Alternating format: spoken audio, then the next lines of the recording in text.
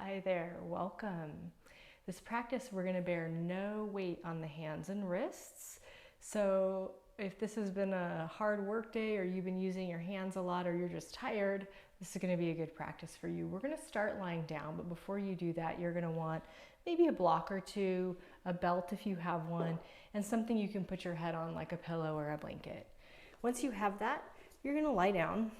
And my suggestion, if you have a blanket, is that you make a little roll so that that can cradle your neck when you get to reclining. Now, it's going to be hard for me to not just do a whole practice of just flopping, lying here, sleeping. I did a lot of work today. So hopefully we're in the same boat and enjoying a little bit of relaxation and stretching out a tight, tired body.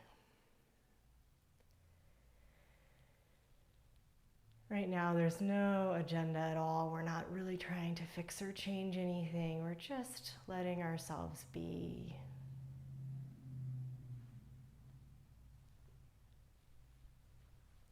So maybe you take a few breaths.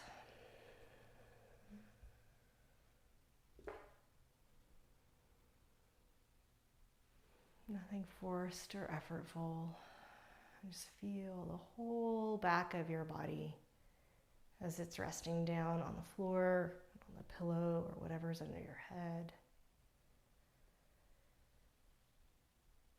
And maybe with your next exhale, you make it a little more of a sigh.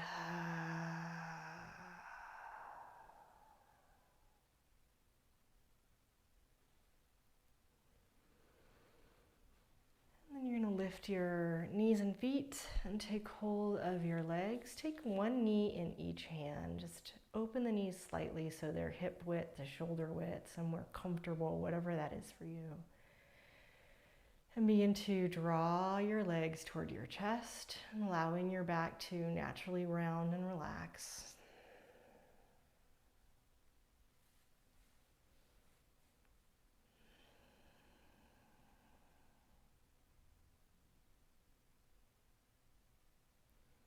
Going nice and slow and taking time so that the body can unravel, the mind can unwind. And unlike the rest of the world, we're not in any kind of rush. We're not pushing any tempo or deadline on ourselves.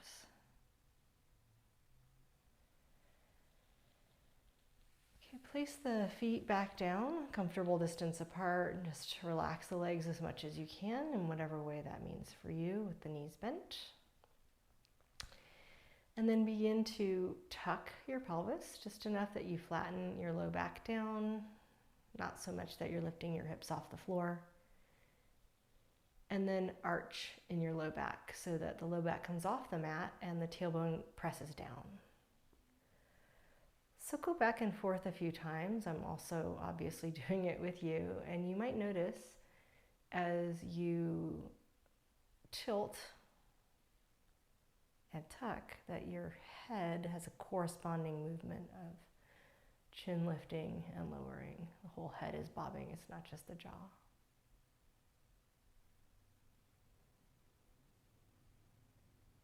Now the next time that you're in a tuck, and that means that your back is flattened down toward the floor and your tailbone is lighter, you're going to pause there. You're just going to hold that. And you can use your fingers if it helps you, kind of right inside the front hip bones to feel. You're going to kind of cinch your waist down and pull your front body toward the floor. And if you pushed or touched with your fingers, you should feel a sense of tone in those muscles. And it might be underneath a softer outer layer of fat or whatever. That's no big deal. Just see if you can get those muscles to turn on. Still staying in this tuck where the low back is pressed flat and the seatbelt area of the belly is drawn toward the floor. See if you can do that and also speak in a regular voice or at least to breathe. So teaching yourself to engage your abdominals while also being able to function in a normal way. The tuck just helps with that. So now inhale, relax the tuck. Exhale, release your arms. Pause, just breathe in. This time when you exhale, you're going to press your shoulders back toward the floor. So as your shoulders press back, you'll feel your chest rise slightly. And just imagine that your collarbones are broadening and you're not pushing so far back that you're shaking or that your low back is really arching way up off the floor. It's off a little bit probably. You're just turning on your upper back now. So just pause there, keeping the shoulders back, and see if you can do that without clenching in your throat or your jaw or your eyebrows or anywhere that's not your upper back and shoulders. And then again, exhale, relax. Breath in. Breath out.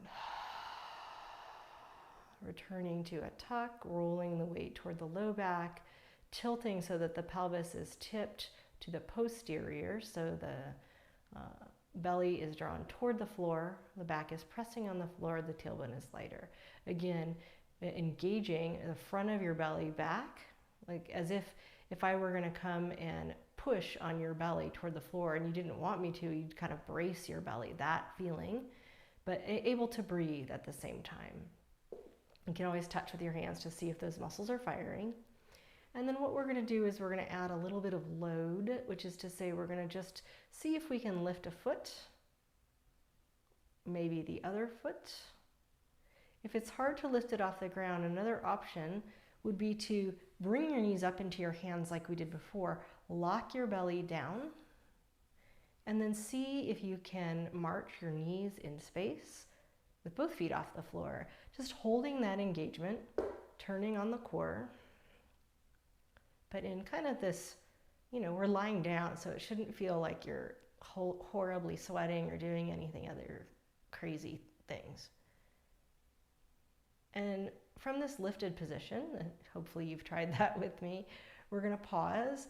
We're going to take the hands to just the right knee, and then using that same control, we're going to place the left foot on the floor, and we're going to draw the right knee closer and just relax all that effort in the belly.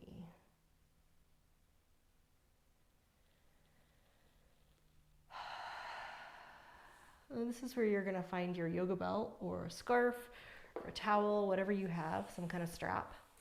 And you're going to loop it over your right foot.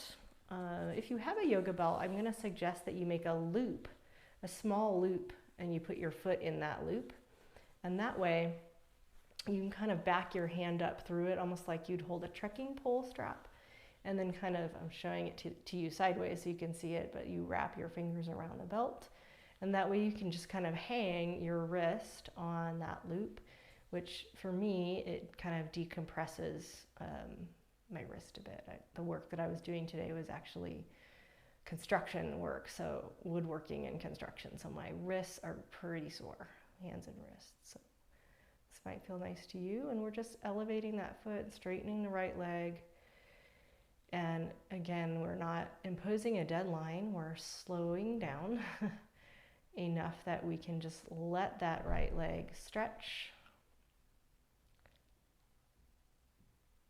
And, if it's too intense, the body will continue that sense of gripping or resisting. So you can always kind of bend your knee a little bit or loosen the length of the belt so the foot is farther away from your head. And then you might notice that in this position, your low back is closer to the floor. You may or may not be engaging in your belly. You don't have to. I'm just trying to sprinkle some of that in so we teach ourselves to work there a little bit. So you could play with that if you wanted to and see how that affects your stretch. Or if you're just too tired and you're over it, just let your belly do whatever it's doing. Just let it totally relax.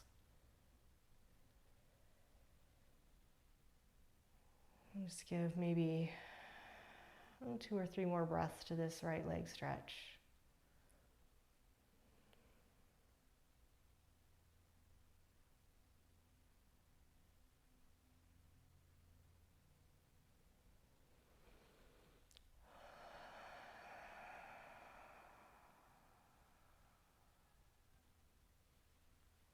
Okay, bend that right leg, put your ankle on your left knee and just take the belt off.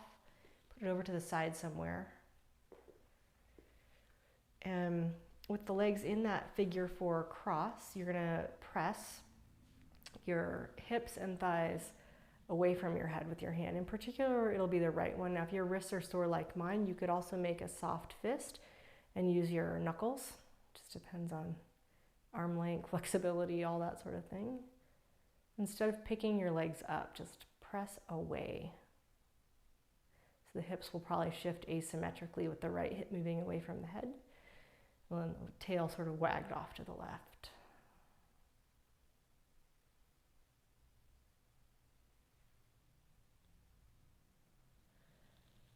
And then you're going to release any pressure with the hands. We're going to cross knee over knee or something like that, whatever room you need or have there.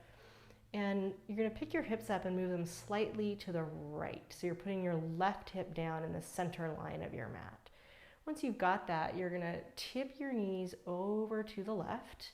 And they may make it all the way to the floor, but if for any reason that's uncomfortable, you can grab your yoga block and put that underneath your knee instead. That might feel better if you have any kind of SI joint issues or problems in your hip or your low back. So we're going to return now to that little bit of pressure and work in the shoulders, but particularly in the right shoulder. So take a breath, and when you exhale, press your right shoulder toward the floor. It might not make it to the floor, that's okay. Just have the memory of what it felt like when it was touching the floor. So you're just kind of engaging that external rotation in the right arm, that's going to turn your palm up, the outer shoulder rolling back toward the floor, that's external rotation. And you can use your left hand on your knee if that helps you to kind of create a counter resistance. So right shoulder presses back, right knee presses down on the left side. Somewhere there's room to breathe. So see if you can find a breath or two. Shouldn't be cranking the pose so hard that you find it difficult to take a full breath. It might be slightly shallower than normal, but you should still be able to get a good breath in. You can begin by relaxing your right shoulder effort. Take your hand off your knee if it's there. Turn your belly, those muscles you worked before, to bring your legs back up. That's going to protect your hips a little bit, to work from your core and not your knees. Straighten out your hips. Pull the right knee in again. We're going to go hands to the shin or the back of the leg. Just pull in.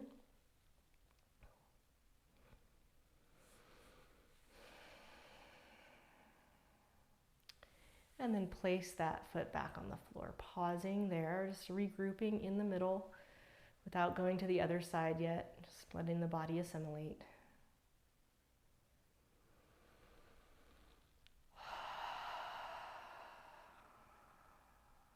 We're going to go into that slight tuck. Pick up the knees, hold both knees with your hands. Use your abdomen muscles, so you're going to pull your waistline down, slightly bracing your middle in a good way. So strengthening like the seat belt muscles, this kind of transverse abdominals, obliques, all those crisscrossing layers in the front of the belly to help hold the legs where they are. You should feel your back press to the mat when you do that. And then your option, of course, like we did before, you could just go no hands and keep your legs as is, or sort of march your legs in the way that we did earlier. So small marching is going to make it easier for you to control the connection of your back to the floor and the work of your abdominals. If you start to make bigger movements, like straightening the leg more, that increases the load. It's going to be harder for you to hold it. So you just do what version you need to do for you. Just a couple more passes, the legs marching in whatever capacity you can handle that is taxing you, but not over-taxing you. And then you're gonna pull that left knee in, hold that one with your hands, and then using control, put the right foot back down. Now relax all the abdominal effort. You can even sigh when you let that out and draw that left knee in just comfortably wherever it feels good. Grab your belt or strap and place that over your left foot. If you have the loop, You put the foot in the loop and then you back your hand from the side that's your shin side back through, and then you spread your palm and fingers around the belt.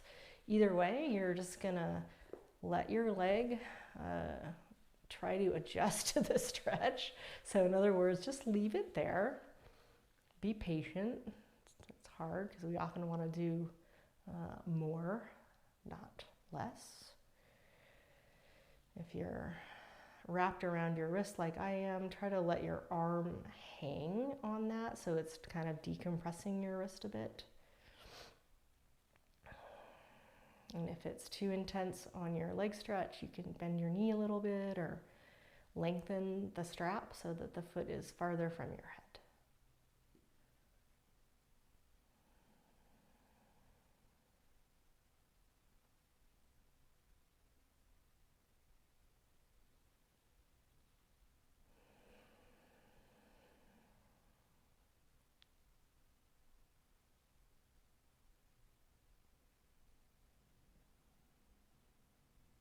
If your mind is pretty busy, just don't worry about that. Just let it be. And just use kind of some willpower to stay and hold the pose and hold the stretch, even though your mind might want to be doing 1,000 other things.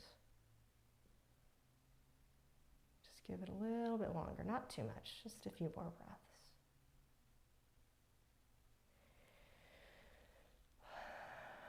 And often one leg takes longer than the other, so don't be surprised if this one is faster or slower. You can always do the tight one twice. Hold it a little longer over there. That's this leg for me. Let's take one more breath. And you're going to bend your knee, put your ankle on your right knee, take the belt off. Press your thighs away, in particular the left one. You can use your knuckles or palm. So you're going to get an asymmetrical shift of the pelvis where the left hip moves away from the head, the tail wags off to the right.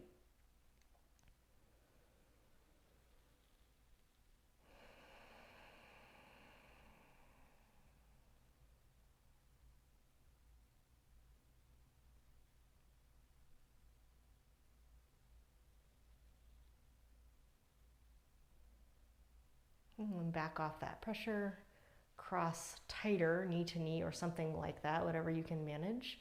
You're going to move your whole pelvis over to the left, so you're aiming your right hip kind of toward the middle of your mat, midline of your mat. Knees go to the right. Again, propping your knees if you'd like, so that your knees don't have to make it all the way to the floor. But floor's fine if that feels good to you. I have a little bit of a iffy SI joint, so for me the block really helps with that. Feel free to put your right hand on your knee if you like that.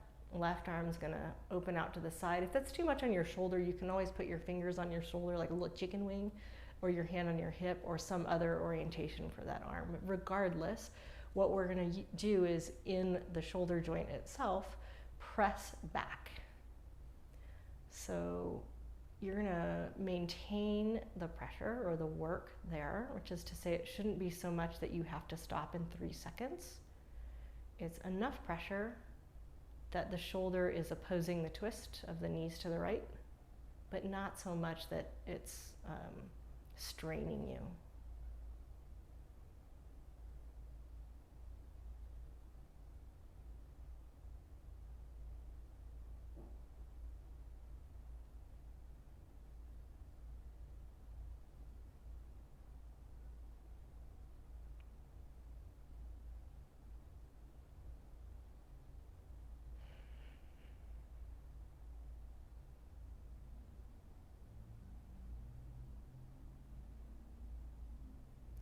So you're going to back off of that shoulder pressure. Let go with the right hand if it's there. Use your core to bring your legs back to center. Straighten the knees out, straighten the hips out. Pull that left knee in toward your chest once more, just letting the back round.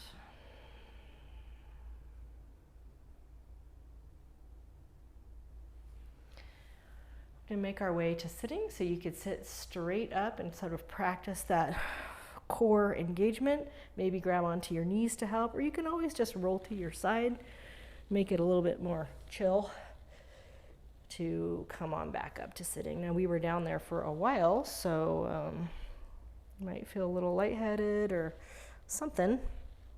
So let's take your time to transition.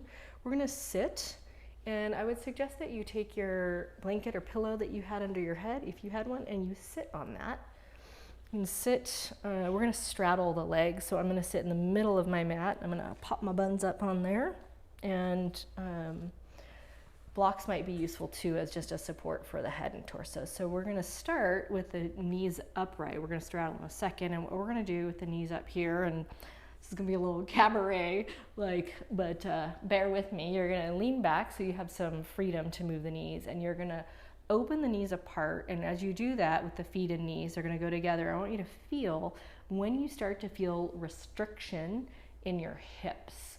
So as you open feet and knees, there's gonna be a point where you're like, yep, there it's binding. You're stopping there, you're gonna put your heels down, and that track is what you're gonna use to straighten your legs on. So I know you might be able to go wider apart with your legs, but let's just try to come from the hip instead of from the periphery. Instead of going from the feet, we're going from the core. So just to reiterate, I'm just gonna scoot back so that my heels are on my mat. We start upright. We can lean back a little to make some space. You might use your core to help pick up the knees. You open the feet and knees apart, and you're feeling for when you get some restriction in your hip and thigh area, and then you put your feet down. That angle you track in order to straighten your legs. Sorry for the crotch shot. I know that's a little bit weird, but I think it's clear to see it that way. So that said, we're gonna try to sit straight upright. And if that's hard for you, you can make your pillow higher. The thing you're sitting on higher or lifting it up. You could also just slightly bend your knees, whatever feels right for you. So you might have your hands behind you, leaning slightly back. You might have them in front of you, wherever they need to be.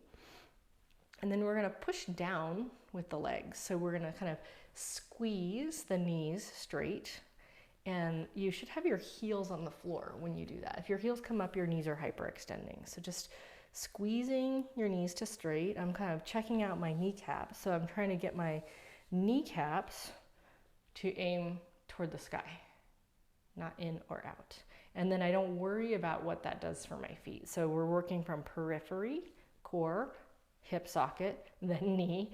We're not so much worried about the feet. A lot of times the indicator that teachers give is the foot. Make your feet parallel, but that may or may not work with where the knees are. So do that knee alignment.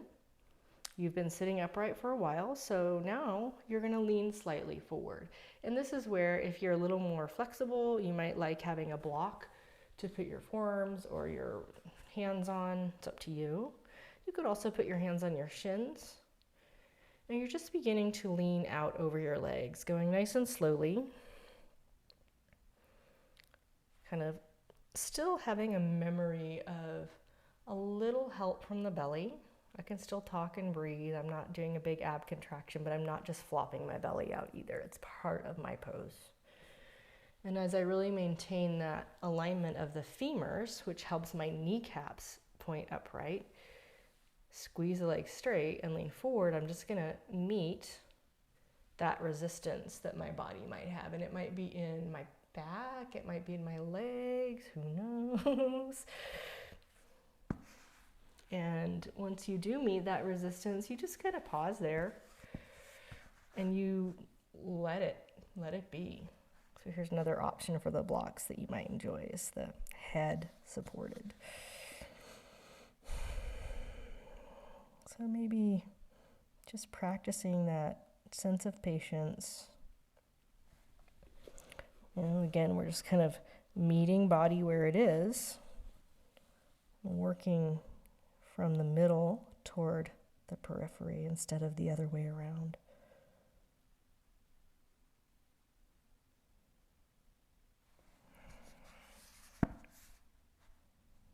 This is a harder pose for you if you're less limber. You might have to kind of come in and out of it a little bit. Like maybe you sit up and then you lean forward again, you sit up and you lean forward again. Those of you who are a little more comfortable in this shape, you can stay and just let the legs and the back open up, trying to practice that patience, feeling where the tightness goes. If it moves, maybe the spot that's stretching started in one leg and now it's in the other, or it started in your back and now it's in your hip. Just curious about where it is, patient with the body.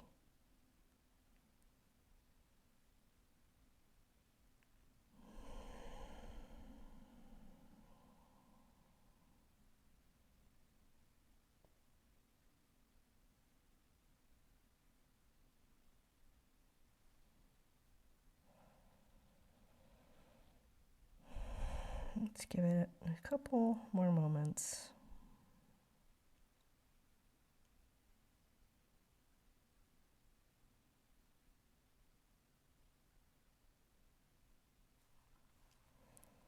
And I'm going to give you an option, well, two options here. We're going to go to the side, so over the leg, and you can do that in one of two ways. You can walk over the leg and still face the floor, and that's going to kind of stretch in the kind of back and kidney area, or you could turn open away from the leg and stretch your arm overhead, and that's going to get more of your side body and your inner thigh. They're both going to get your inner thigh, but you pick one.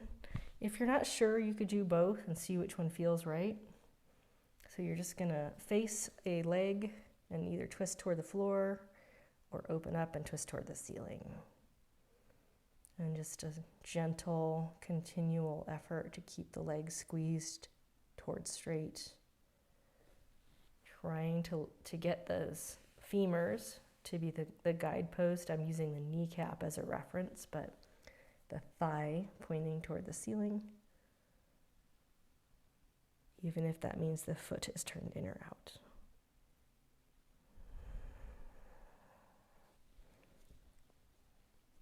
And again, if your wrists bug you, like I said, mine do today, sometimes I like putting the blocks under my forearms so I can let my hands relax. It's much less painful and less bearing of weight there.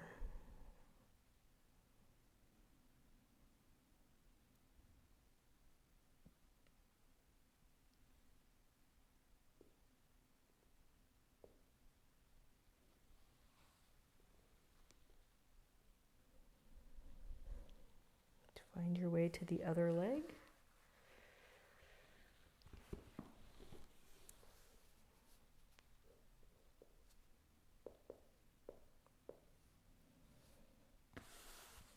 Remember, they're not the same. One is going to feel totally different than the other. So just put your body in relationship with that. Don't try to make yourself the shape be exactly the same from one side to the other, because you are not the same from one side to the other.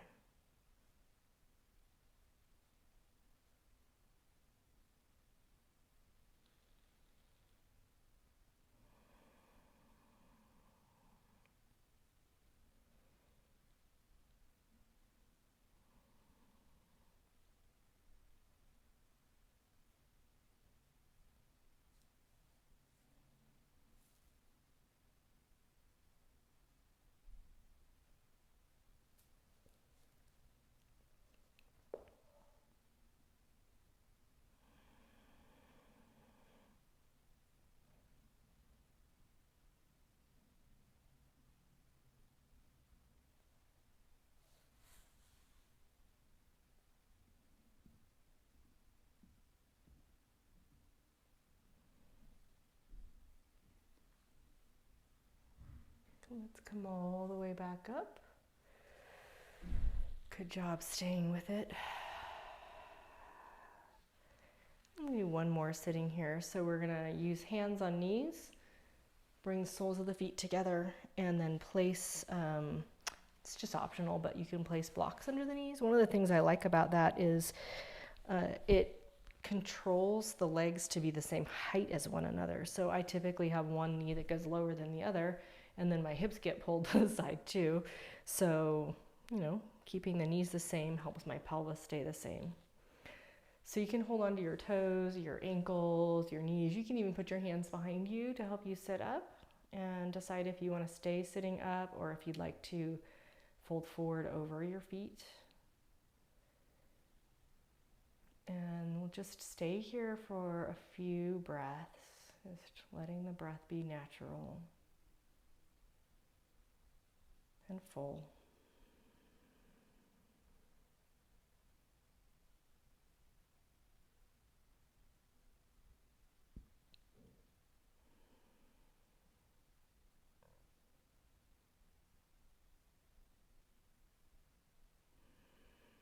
And see if you can find a sense of that subtle tone to the lower belly. Not quite as effortful as when we were lying on our backs and marching the legs, but just enough that when we inhale, the pressure in the chest expands, so the chest will go up and out, as opposed to the belly extending forward.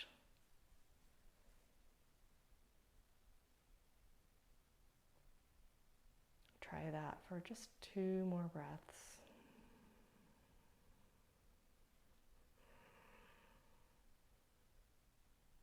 You might feel the pelvic floor expand and contract or dilate and cinch as well. And when that second breath is done, just relax all the effort. You can give yourself just a gentle foot massage, maybe using your thumbs to push into the arches of your feet for a moment.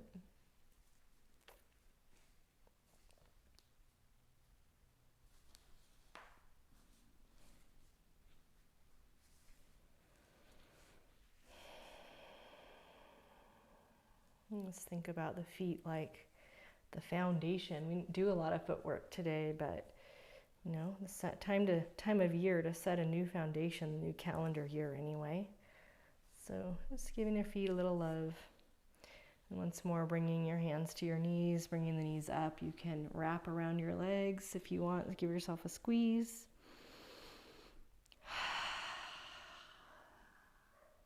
Thank you so much for practicing today. I hope this has been a nice little refresh, and